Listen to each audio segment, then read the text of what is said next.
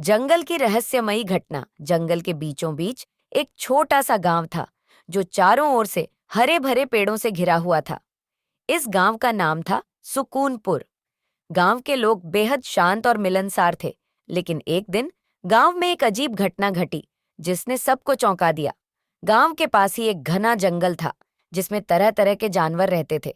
गांव के लोग अक्सर वहां शिकार करने जाते थे, लेकिन एक दिन गांव के मुखिया रामू काका ने जंगल में एक अजीब आवाज सुनी।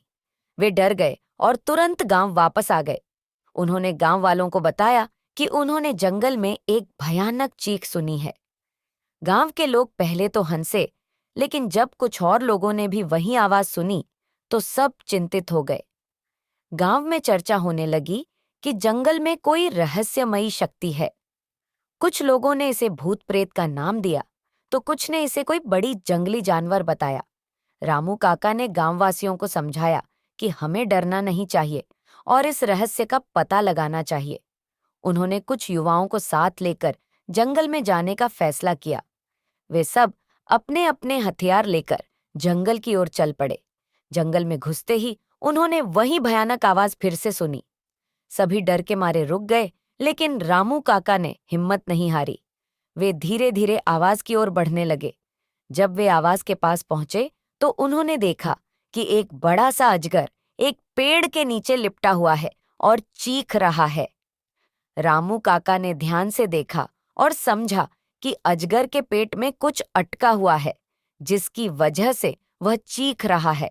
रामू काका ने गांव के युवाओं को इशारा किया और सब ने मिलकर अजगर को शांत किया।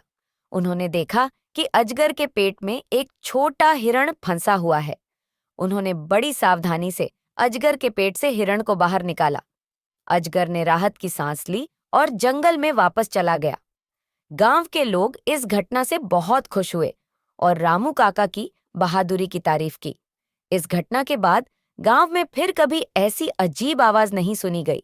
गांव के लोग इस घटना से सीख गए कि किसी भी समस्या का समाधान डर से नहीं, बल्कि हिम्मत और समझदारी से किया जा सकता है।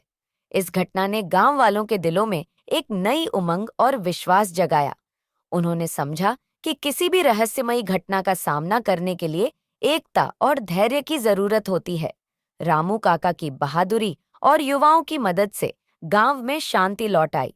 इस घटना के बाद गांव के लोग और भी ज्यादा एकजुट हो गए। उन्होंने जंगल में जाने से पहले एक टीम बनाने का नियम बना लिया, ताकि कोई भी ऐसी घटना फिर से न हो सके।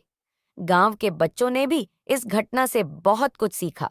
वे अब समझ गए थे कि डर कर भागने से समस्या हल नहीं होती, बल्कि मिलजुल कर और समझदारी से काम करने से हर मुश्किल का हल निकल सकता है।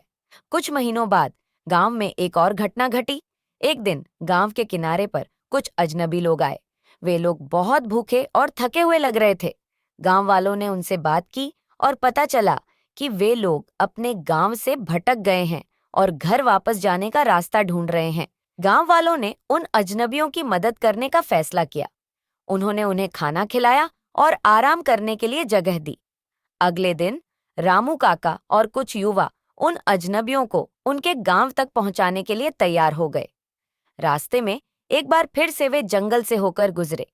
इस बार भी जंगल में वही अजीब आवाज सुनाई दी, लेकिन इस बार रामू काका और उनके साथी डरने के बजाय सतर्क हो गए।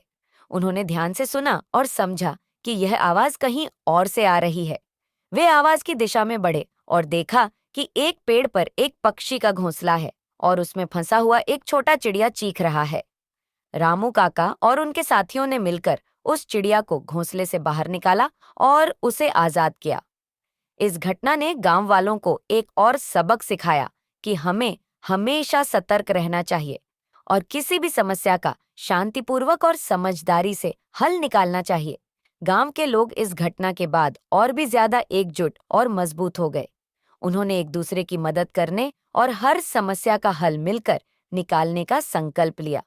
सुकूनपुर गांव एक मिसाल बन गया कि कैसे एकता, धैर्य और हिम्मत से किसी भी मुश्किल का सामना किया जा सकता है। इस कहानी से हमें यह सीख मिलती है कि डरकर भागने से बेहतर है मिलकर हर मुश्किल का डटकर सामना करना।